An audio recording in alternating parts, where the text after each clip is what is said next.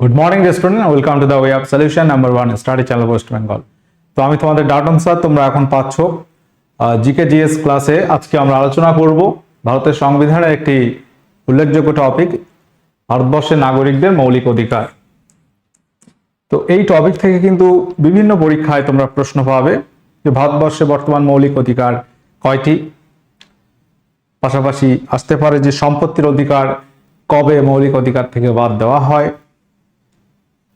বা দেখবে যে আমাদের সংবিধানের মৌলিক অধিকার সংক্রান্ত বিষয় কোন কোন ধারায় আছে, কোন পার্টে আছে, এবং প্রশ্ন আসে যে সাংবিধানিক প্রতিবিধানের অধিকার কোন ধারাতে আছে, ধর্মীয় স্বাধীনতার অধিকার কোন ধারাতে আছে। তো এই ভ্যারাইটির যে প্রশ্নগুলো হয় আমরা সেটা নিয়ে ডিসকাস করব আজকে। তো প্রত্যেকে যারা ক্লাসে আছো, আমাদের সমস্ত ক্লাসের নোটিফিকেশন বা লিঙ্ক তোমরা আমাদের Telegram group the way of solution verified Telegram গ্রুপে পাবে, এবং আমরা যে কোর্সগুলো করাচ্ছি TWS একাডেমি অ্যাপে তোমরা পেয়ে যাবে। এই অ্যাপ তোমরা প্লে স্টোর থেকে ডাউনলোড করতে পারবে, এবং এখানে আমাদের এই একটা ফেজ তোমরা দেখতে পাবে অ্যাপের মধ্যে। পেড কোর্স অপশনে গেলে নতুন নতুন যে কোর্সগুলো আছে তোমরা দেখতে পাবে। আমাদের নতুন ফাউন্ডেশন ব্যাচ যেটা ক্লাস শুরু হচ্ছে, একদম সম্পূর্ণ লাইভ ব্যাচ। প্রত্যেকে যারা ক্লাসে আছো, এখানে সমস্ত সাবজেক্ট ভিত্তিক ক্লাস তোমরা পাবে, সমস্ত সাবজেক্টের টপিক ওয়াইজ ক্লাস তোমরা পাবে, অর্থাৎ চ্যাপ্টার ভিত্তিক ক্লাস তোমরা পাবে। তার সঙ্গে এমসিকিউ সোম থেকে শনিবার কিন্তু ক্লাসগুলো হয়, ঠিক আছে। প্রত্যেকে এই কম্বাইন্ড ব্যাচ তোমরা যদি ডাব্লিউ পরীক্ষা দিতে চাও, কলকাতা পুলিশ, পিএসসির পরীক্ষা, রেল, এসএসসি সমস্ত রকম পরীক্ষাকে কভার করা হচ্ছে এখানে। তো আমাদের এছাড়াও আরো অনেক ব্যাচ অ্যাভেলেবেল আছে।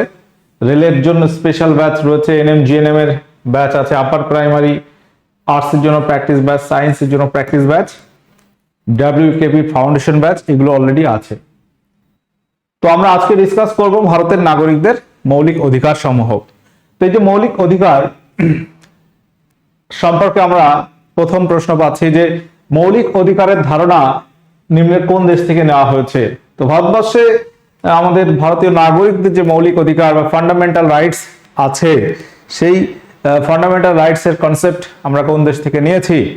তো আমরা প্রত্যেকে জানি যে আমাদের সংবিধান লেখা শুরু হয়েছিল 1946 সালের 9 ডিসেম্বর গণপরিষদের প্রথম বৈঠক যেটা দিল্লিতে হয়, সেখান থেকে শুরু করে 26শে নভেম্বর সংবিধান গৃহীত হয় 26শে নভেম্বর 1949, ওই পর্যন্ত প্রায় 3 বছর ধরে কিন্তু সংবিধানটা লেখা হয়, এবং 1950 সালে 26শে জানুয়ারি আমাদের সংবিধান কার্যকরী হয়। তো সেখান থেকে আমরা যদি দেখি সেই সময় বিভিন্ন দেশের বিভিন্ন কনসেপ্ট আমাদের সংবিধানে রাখা হয়েছে। তো মৌলিক অধিকার কনসেপ্ট আমরা নিয়েছি আমেরিকা থেকে, এটা আমরা মাথায় রাখবো। তো এই যে ফান্ডামেন্টাল রাইটস বা মৌলিক অধিকার সম্পর্কে যে প্রশ্নগুলো আসে পরীক্ষায়, যে মৌলিক অধিকার আমাদের কয়টি বা মৌলিক অধিকার কেন রাখা হয়েছে, মৌলিক অধিকারটা অ্যাকচুয়াল কি। তো আমরা ভারতের নাগরিক, ভারতবর্ষের সংবিধান আমাদের প্রত্যেক নাগরিকের যে ব্যক্তি স্বাধীনতা সেটা যেন বজায় থাকে, সেই ব্যক্তি স্বাধীনতা বজায়ের উদ্দেশ্যেই কিন্তু এই মৌলিক অধিকারগুলো দিয়েছে।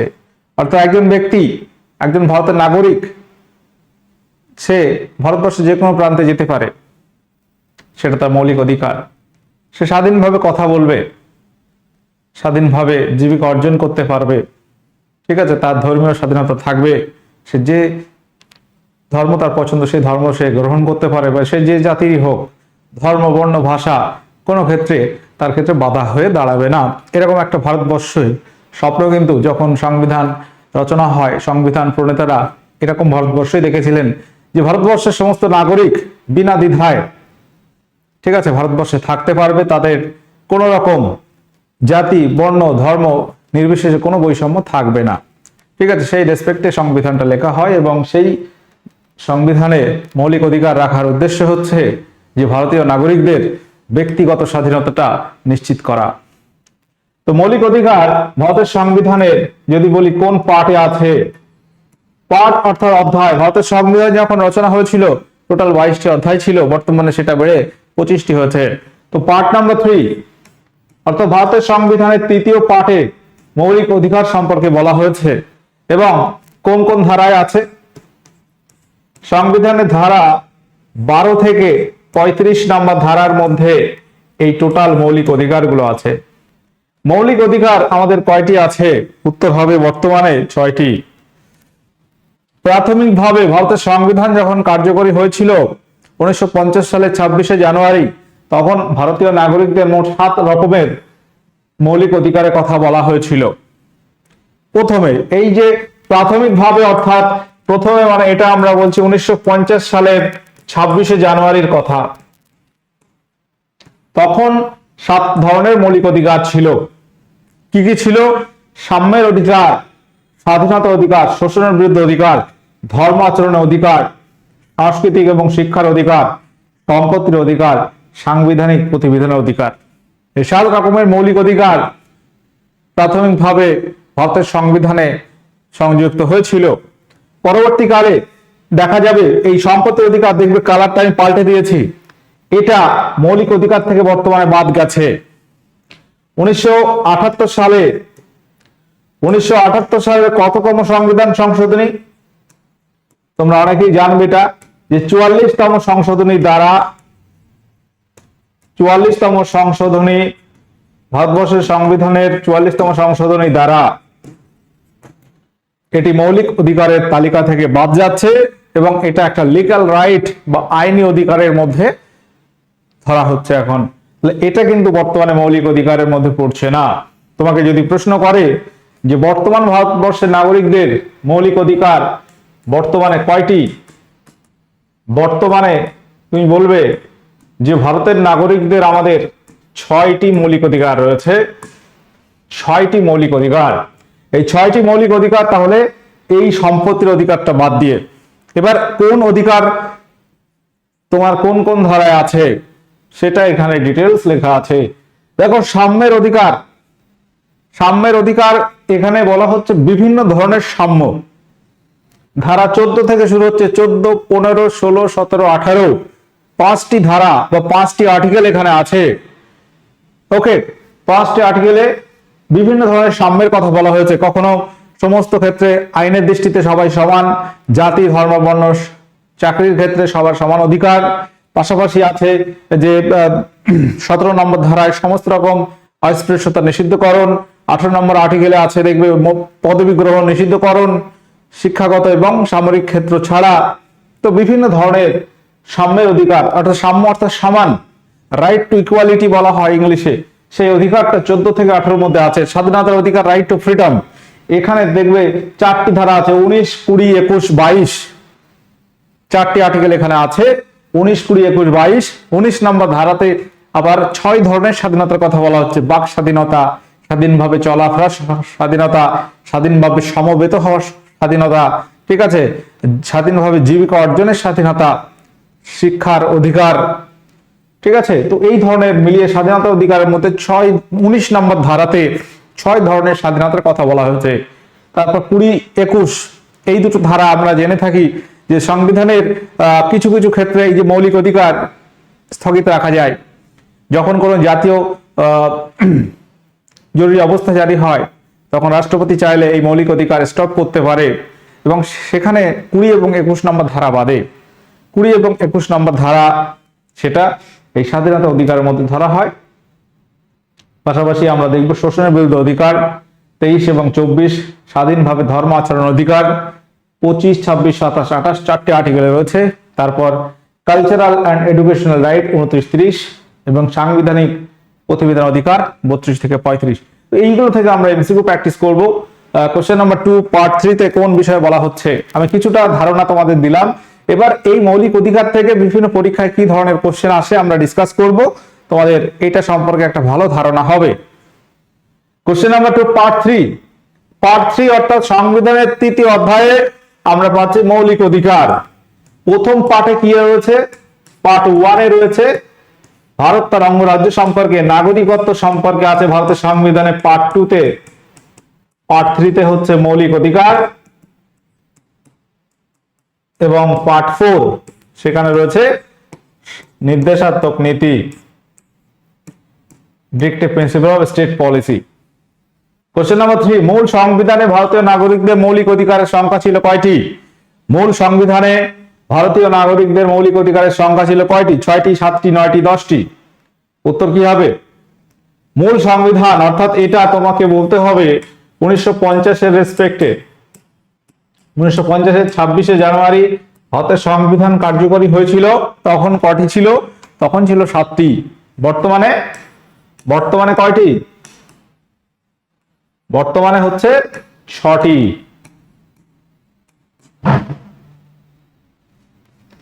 কোন মৌলিক অধিকার নিয়ে সবচেয়ে বেশিবার আইনি জটিলতা সৃষ্টি হয়েছে? আইনি জটিলতা সৃষ্টি হয়েছে কোন মৌলিক অধিকারকে নিয়ে? প্রত্যেকে বলবে। অপশন এ বলছে বাক স্বাধীনতার অধিকার, অপশন বি শাসনতান্ত্রিক প্রতিবেদন অধিকার, অপশন সি সম্পত্তির অধিকার, অপশন ডি ধর্মীয় স্বাধীনতা অধিকার। তো এখানে আমরা উত্তর কি করব? কোন মৌলিক অধিকার নিয়ে সব থেকে বেশিবার আইনি জটিলতা হয়েছে? উত্তর হবে সম্পত্তির অধিকার। দেখো, সম্পত্তির অধিকার এটা মৌলিক অধিকার ছিল। একজন ব্যক্তির যদি সম্পত্তি না থাকে, সরকারের উচিত কিন্তু তাকে সম্পত্তি দেওয়া। এই এগেনস্টে কিন্তু বিভিন্নবার আইনি জটিলতা হয়েছে। পিতা পুত্রকে ত্যায্যপুত্র করেছে, সম্পত্তি থেকে বেদখল করেছে, সে মামলা করেছে যে সরকারের কাছে আমাকে সম্পত্তি দেওয়া হোক। তো এই সমস্ত বিষয় নিয়ে আইনি জটিলতা হয়, সরকার সম্পত্তি কোথা থেকে দেবে, তাই না? তো সেই সিস্টেমেটিক ওয়েতে পরবর্তীকালে দেখা যাবে সম্পত্তি অধিকার এটা এখন লিগ্যাল রাইট, এটা এখন আইনি অধিকারে চলে গেছে, আর্টিকেল 300A মধ্যে গেছে। এটা এখন একটা আইনি অধিকারের মধ্যে চলে গেছে। 300A নাম্বার ধারায় এটা চলে আসছে, মৌলিক অধিকার থেকে বাদ গেছে। কোশ্চেন নাম্বার 5, ভারতের সংবিধানে কোন ধারায় ভারতীয় রাষ্ট্র সম্বন্ধে একটি কার্যকরী ব্যাখ্যা দান করা হয়েছে? অপশানে 10 নম্বর ধারা, অপশন বি বলছে 11, অপশন সি 12, অপশন ডি 13। তো ধারা নম্বর 10, 11 এগুলো নাগরিকত্বের মধ্যে পড়ছে। ধারা 5 থেকে 11 নাগরিকত্ব সম্পর্কে বলা হয়েছে। 12 থেকে শুরু হচ্ছে মৌলিক অধিকার, এবং 12 নম্বর আর্টিকেলেই এই ভারত রাষ্ট্রের একটা উল্লেখযোগ্য কার্যকরী ব্যাখ্যা দান করা হয়েছে। এবং 13 নম্বর ধারায় বলছে যে মৌলিক অধিকারের সঙ্গে সঙ্গতিহীন যে সমস্ত আইন তৈরি হবে সে আইন বাতিলযোগ্য হবে। অর্থাৎ মৌলিক অধিকারের সঙ্গে সাংঘর্ষিক যে বিষয়গুলো, মিসম্যাচ যেগুলো হবে, সেই ধরনের আইন কিন্তু বাতিল হবে, ধারা 13 নম্বরে বলা হয়েছে। কোশ্চেন নাম্বার 6 বলছে সাম্যের অধিকার সংবিধানের কোন কোন অনুচ্ছেদে, অনুচ্ছেদ অর্থাৎ কোন কোন ধারাতে বর্ণিত হয়েছে? প্রত্যেকে যারা ক্লাস করছে অবশ্যই অ্যান্সার করবে, এই ধরনের কোশ্চেন কিন্তু পরীক্ষা আসে। তাহলে 6টি মৌলিক অধিকার মানে সাম্যের অধিকার একটি ধরা হচ্ছে, 14 থেকে 18 এই 5টা আর্টিকেল জুড়ে সাম্যের অধিকার সম্পর্কে বর্ণনা করা হয়েছে। ভারতের সংবিধানের কোন ধারায় সর্বপ্রকার অস্পৃশ্যতা অবলুপ্তি ঘটানো হয়েছে? অস্পৃশ্যতা, আনটাচেবিলিটি, অর্থাৎ এক জাতি আরেক জাতিকে যে ঘৃণা করা, এই বিষয়টাকে কিন্তু সাংবিধানিক দৃষ্টিকোণ থেকে এটাকে একেবারে নিষিদ্ধ করা হয়েছে, যে কোনো রকম অস্পৃশ্যতা চলবে না, সে যে জাতির হোক, যে বর্ণের হোক, যে ধর্মের হোক। ক্লিয়ার? তো এই ধারাটি সংবিধানের 17 নম্বর ধারাতে আছে। অপশন ডি এখানে রাইট অ্যান্সার হবে। এটা কিন্তু পরীক্ষায় আসে, প্রশ্নটা খুব ইম্পর্টেন্ট। ভারতবর্ষে একটা অ্যাক্ট আসে, আনটাচেবিলিটি অ্যাবলিশন অ্যাক্ট 1955, 1955 সালে একটা অস্পৃশ্যতা নিষিদ্ধকরণ আইন কিন্তু ভারতে হয়েছে, মাথায় রাখবে। কোশ্চেন নাম্বার 8, ভারত সরকার ভারত রত্ন এবং পদ্মশ্রী খেতাব প্রদান করে কোন অনুচ্ছেদের অধীনে? দেখো, ভারত রত্ন আমরা জানি ভারতবর্ষের সর্বোচ্চ অসামরিক সম্মান। পদ্মশ্রী এটা এক ধরনের পুরস্কার, এগুলোকে বলা হচ্ছে এক ধরনের পুরস্কার বা খেতাব মাত্র, এগুলো কোনো উপাধি বা এগুলো কোনো পদবি নয়, পদবি নয়। আমরা জানি যে পদবি গ্রহণ নিষিদ্ধকরণ, ধরো তুমি মন্ডল আছো, মাহাতো করবে, হবে না, সিস্টেম ওটা বলছে না। পদবি গ্রহণ যেটা তোমার প্রদত্ত ওটাই, ঠিক আছে? তো এখানে যে আমরা দেখবো যে এমবিবিএস হলে নামের আগে ডক্টরেট উপাধি পাচ্ছে, সেগুলো নেওয়া যায়। শিক্ষা এবং সামরিক বিষয়ক উপাধি বা পদবি নেওয়া যায়, বাদ বাকি নেওয়া যায় না। তো এটা ধারা নাম্বার 18 অর্থাৎ 18 নম্বর অনুচ্ছেদের অধীনে দেওয়া হয়। কোশ্চেন নাম্বার 9, মৌলিক অধিকারের মুখ্য উদ্দেশ্য কি? এই যে মৌলিক অধিকার ভারতবর্ষের নাগরিকদের দেওয়া হয়েছে, এর উদ্দেশ্যটা কি? ভারত একটি গণতান্ত্রিক প্রজাতান্ত্রিক রাষ্ট্র। ভারতের এখন সেই আর আগেকার দিনের রাজাদের মতো নেই যে রাজা সবার উপরে আর সবাই মানে প্রজা, যে রাজা যা বলবে তাই শুনবে, তো সেই দিনটা নেই। যেহেতু গণতান্ত্রিক দেশে সবার অধিকার একই রকমই হয়, সে যেই হোক, যে পদেরই হোক, অপরাধ করলে সেই শাস্তি সবার জন্য একই, এটা কিন্তু বলা হচ্ছে। তো এই যে মৌলিক অধিকারের উদ্দেশ্য হচ্ছে ব্যক্তিগত স্বাধীনতা নিশ্চিত করা। কোশ্চেন নাম্বার 10, স্বাধীনতার অধিকারকে নিয়ন্ত্রিত করা যায় কি কারণে? আমরা এই স্বাধীনতার অধিকার আমরা জানি যে ধারা 19 থেকে 22 আছে।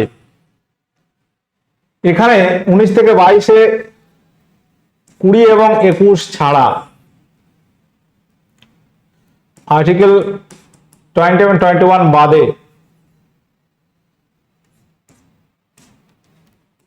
মৌলিক অধিকারকে নিয়ন্ত্রিত করা যায় যদি রাষ্ট্রের নিরাপত্তার কোনো কারণ হয় বা বিদেশি রাষ্ট্রের সঙ্গে বন্ধুত্বমূলক সম্পর্ক রক্ষার্থে বা জনশৃঙ্খলার কারণে। সবকটি এখানে হবে অপশন ডি, উপরোক্ত সবকটি কারণের জন্য হতে পারে। কোশ্চেন 11 বলছে ভারতীয় সংবিধানের কোন ধারায় নাগরিকদের বাক স্বাধীনতার অধিকার অলঙ্ঘনীয় করা হয়েছে? বাক স্বাধীনতা অর্থাৎ তুমি তোমার কথা বলার স্বাধীনতা আছে, ঠিক আছে, তার বলে এমনি নয় তুমি কাউকে গালাগালি করবে, এটা কিন্তু আবার অন্যায়, অপরাধ, ঠিক আছে। শালীনতা বজায় রাখতে হবে। বাক স্বাধীনতা এই না তুমি যা ইচ্ছা তাই বলবে, কারণ মিথ্যাচার করা যাবে না। ওকে, যে তুমি তোমার মুখের বলার স্বাধীনতা দেওয়া হয়েছে তার মানে তুমি একজনের সম্পর্কে ভুল খবর রটাবে বা গালাগালি করবে, সেটা কিন্তু বলা হচ্ছে না, ঠিক আছে। এই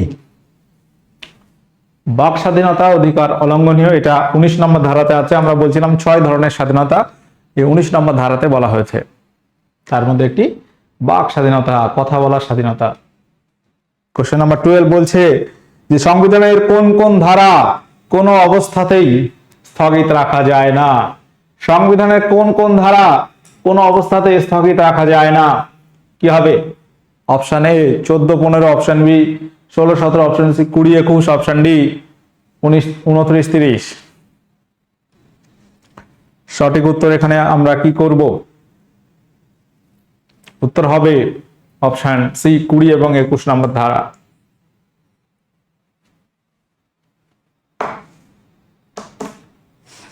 কোশ্চেন নাম্বার 13, শোষণের বিরুদ্ধে অধিকার সংবিধানে কোন কোন ধারায় উল্লেখিত হয়েছে?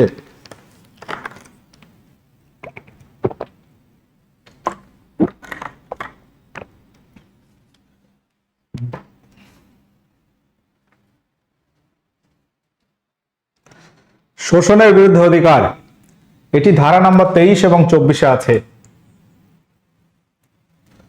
ধর্মীয় স্বাধীনতার অধিকার সংবিধানের কোন কোন ধারায় উল্লেখিত হয়েছে? ধর্মীয় স্বাধীনতার অধিকার,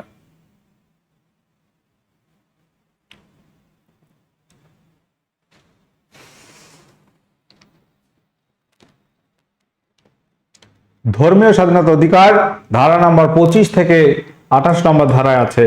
তাহলে 14 থেকে 18 সাম্যের অধিকার, 19 থেকে 22 স্বাধীনতার অধিকার, রাইট টু ফ্রিডম, 23, 24 শোষণের বিরুদ্ধে অধিকার এবং 25 থেকে 28 নম্বর ধারা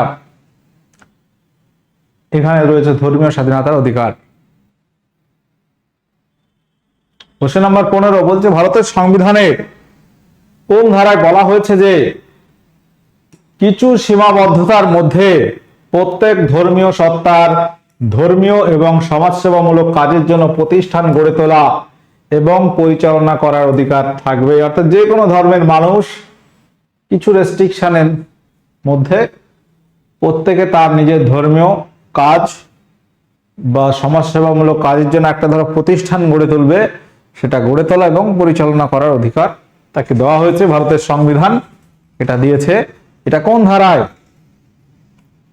ধারা নাম্বার 26-এ আছে। ধারা নাম্বার 26-এ এটা বলা হচ্ছে। কোশ্চেন নাম্বার 16 বলছে ভারতের সংবিধান কোন ধারায় বলা হয়েছে যে রাষ্ট্রীয় অর্থানুকূল্যে যেসব শিক্ষা প্রতিষ্ঠানগুলো পরিচালিত হয়ে থাকে সেখানে কোনো ধর্মীয় শিক্ষা প্রদান করা যাবে না? অর্থাৎ সরকারি যে সমস্ত প্রতিষ্ঠান, শিক্ষা প্রতিষ্ঠান আছে, সরকারি বিদ্যালয়, বিশ্ববিদ্যালয় বা যে কোনো সরকারি শিক্ষা প্রতিষ্ঠান যেখানে কোনো ধর্মীয় শিক্ষা দেওয়া যাবে না, ধর্ম শিক্ষা এখানে দেওয়া যায় না, এটা ধারা নম্বর 28-এ বলা হচ্ছে। আর্টিকেল 28 কোশ্চেনগুলো পরীক্ষায় এসছে, সেগুলোই আমরা আলোচনা করছি। কোশ্চেন নম্বর 17 বলছে সংস্কৃতি এবং শিক্ষা বিষয়ক অধিকার সংবিধানের কোন কোন ধারায় উল্লেখিত হয়েছে? সংস্কৃতি এবং শিক্ষা বিষয়ক অধিকার অর্থাৎ right two cultural and educational right, তো এখানে কোন ধারায় আছে? ধারা নম্বর 29, 30, অপশন সি এখানে সঠিক উত্তর হবে। কোশ্চেন নাম্বার 18 বলছে ভারতের সংবিধানের কোন ধারায় বলা হয়েছে যে রাষ্ট্রের দ্বারা সরাসরি পরিচালিত, অর্থাৎ রাষ্ট্র যেখানে সরাসরি পরিচালনা করছে, সরকারি স্কুল বা রাষ্ট্রের থেকে আর্থিক সাহায্য প্রাপ্ত অর্থাৎ আধা সরকারি যে সমস্ত শিক্ষা প্রতিষ্ঠান আছে, সেখানে কোনো নাগরিকের ভর্তি হওয়ার অধিকার, অর্থাৎ কোনো নাগরিক যদি ভর্তি হতে যায় সেক্ষেত্রে সেটা যদি সরকারি কোনো শিক্ষা প্রতিষ্ঠান হয় বা আধা সরকারি হোক, সেখানে বলা হচ্ছে ভর্তি নেওয়ার ক্ষেত্রে তার এই ভর্তি হওয়ার অধিকারকে অস্বীকার করা যাবে না কেবলমাত্র ধর্ম, জাতি, বর্ণ, ভাষার কোনোটি একটির জন্য, অর্থাৎ সে যদি অন্য জাতির হয় বা অন্য ভাষার হয় বা অন্য ধর্মের হয়, সেটার বাধা হয়ে দাঁড়াবে না। এটা কোন ধারায় বলা হচ্ছে? ধারা নম্বর 29-এ বলা হচ্ছে, আর্টিকেল 29। আচ্ছা, এখানে একটু তোমরা দেখতে পাচ্ছ না, তাই তো? ধারা নম্বর 29-এ বলা হচ্ছে, এখানে তোমরা একটু দেখতে পাও নাই, ঠিক আছে। পরবর্তী কোশ্চেন, কোশ্চেন নাম্বার 19 বলো। বলছে শাসনতান্ত্রিক প্রতিবিধানের অধিকার সংবিধানের কোন ধারায় উল্লেখিত হয়েছে? তো এটা 32 থেকে 35, আমরা এখানে 32 নেব, অপশন ডি 32। কোনো ব্যক্তির যদি মৌলিক অধিকার খর্ব হয়, অর্থাৎ ঠিকঠাক সে পাচ্ছে না, সে হাইকোর্টে বা সুপ্রিম কোর্টে মামলা করতে পারে। মৌলিক অধিকার রক্ষার দায়িত্ব আছে কার? হাইকোর্ট এবং সুপ্রিম কোর্টের। তো এখানে আমরা যে সমস্ত ব্যাচগুলো করাচ্ছি তোমরা দেখতে পাচ্ছ, আমাদের নতুন ব্যাচ শুরু হচ্ছে কম্বাইন্ড ফাউন্ডেশন ব্যাচ এই মাসেই। এছাড়া আরো অন্যান্য ব্যাচ রয়েছে, যদি প্রয়োজন মনে হয় অবশ্যই তোমরা ব্যাচে জয়েন করতে পারো। কোশ্চেন নাম্বার 20 বলছে মৌলিক অধিকার বলবৎ করার জন্য আদালত কি জারি করতে পারে? লেখো, আদেশ, অধ্যাদেশ, বিজ্ঞপ্তি। কোনো ব্যক্তি যদি মৌলিক অধিকার সে পাচ্ছে না, ঠিকঠাক পাচ্ছে না, সে হাইকোর্টে বা সুপ্রিম কোর্টে মামলা করতে পারে এবং হাইকোর্ট বা সুপ্রিম কোর্ট তারা কি করতে পারে? আদালত রিট বা লেখো জারি করতে পারে। এই রিট বা লেখো আছে টোটাল 5টি। ভারতীয় নাগরিকদের মৌলিক অধিকারগুলো রক্ষার দায়িত্ব ন্যস্ত আছে দেশের বিচার ব্যবস্থার উপর, হাইকোর্ট, সুপ্রিম কোর্টের উপর। ভারতের সংবিধান অনুযায়ী মৌলিক অধিকার খর্ব হলে যে কোনো ভারতীয় নাগরিক সরাসরি সুপ্রিম কোর্ট যেতে পারে, 32 নম্বর ধারার অধীনে সে মামলা করতে পারে এবং হাইকোর্ট যদি যায় 226 নম্বর ধারার অধীনে সে দ্বারস্থ হতে পারে। তো মৌলিক অধিকার খর্বের ঘটনা হলে হাইকোর্ট বা সুপ্রিম কোর্ট 5 ধরনের রিট বা লেখো জারি করার কথা বলবে, করতে পারে। এগুলো কি? প্রথম যে রিটটা আছে এর নাম হচ্ছে হেবিয়াস কর্পাস, যার বাংলা অর্থ বন্দি প্রত্যক্ষীকরণ। এটা শুনেও কিন্তু বোঝা যায় না কি বলা হচ্ছে। হেবিয়াস কর্পাস এর অর্থ কি? এটি ল্যাটিন শব্দের অর্থ হচ্ছে সশরীরে হাজির করা, অর্থাৎ কোনো ব্যক্তিকে যদি পুলিশ গ্রেপ্তার করে তাকে 24 ঘন্টার মধ্যে আদালতে হাজির করাতে হবে, সশরীরে তাকে হাজির করাতে হবে। অর্থাৎ এই রিটের মাধ্যমে আদালত কর্তৃপক্ষকে নির্দেশ দেয় আটক ব্যক্তিকে অবিলম্বে আদালতে হাজির করতে। আটক বিধিসম্মত যদি না হয় আদালত তাকে মুক্তি দেবে, আর যদি বিধিসম্মত হয় তাহলে তাকে আটকে রাখবে, বিচার হবে তার উপর। পরবর্তী রিট তার নাম হচ্ছে ম্যান্ডামাস, যার বাংলা অর্থ পরমাদেশ। পরমাদেশ অর্থাৎ এখানে আরো সহজভাবে বললে উই অর্ডার বা আদেশ করে। কি আদালত এই রিটের মাধ্যমে সরকার বা সরকারি ব্যক্তি বা প্রতিষ্ঠানকে তার আইন অনুযায়ী কর্তব্য পালনের জন্য অর্ডার করবে বা নির্দেশ দেবে। পরবর্তী রিট হচ্ছে প্রতিষেধ বা প্রহিবিশন, এর অর্থ হচ্ছে নিষেধ করা।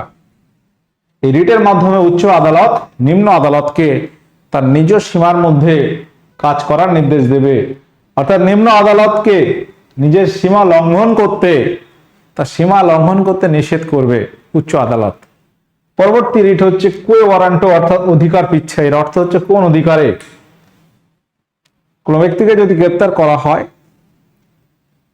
বলা হচ্ছে আইনসঙ্গতভাবে কোনো বিশেষ পদে যদি নিযুক্ত না হয়েও কোনো ব্যক্তি সেই পদ দাবি করে যে আমি এই পদের জন্য আছি বা এই পদে, সেটা যদি দাবিটা তার ন্যায্য হয় তাহলে তো হলো, অন্যায্য হলে সেই এই রিটটার উপরে বিচার হবে এবং এই দাবি আইনসঙ্গত না হলে সেই ব্যক্তিকে পদচ্যুত করা যেতে পারে।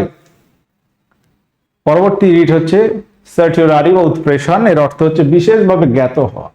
এখানে নিম্ন আদালত বা বিচার কার্যের ক্ষমতাযুক্ত প্রতিষ্ঠান নিজ এখতিয়ারের বাইরে গেলে এই রিটের সাহায্যে মামলাকে ঊর্ধ্বতন আদালত বা উচ্চ আদালতে ট্রান্সফার করতে পারে এবং এখতিয়ার বহির্ভূত সিদ্ধান্তকে বাতিল করা যায়। এটা হচ্ছে পঞ্চম রিট বা পঞ্চম লেখ। এই গেল 5টি রিট, এগুলো তোমরা নোট করে নেবে। কোশ্চেন নাম্বার 21, মৌলিক অধিকার রদ করতে পারে কে?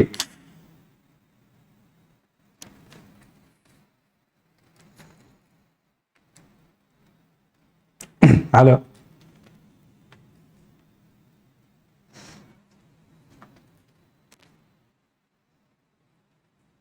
কি হলো?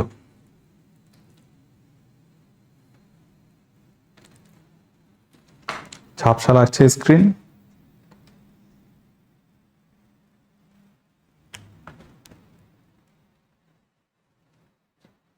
মৌলিক অধিকার রদ করতে পারে নিম্নের কে? রাষ্ট্রপতি,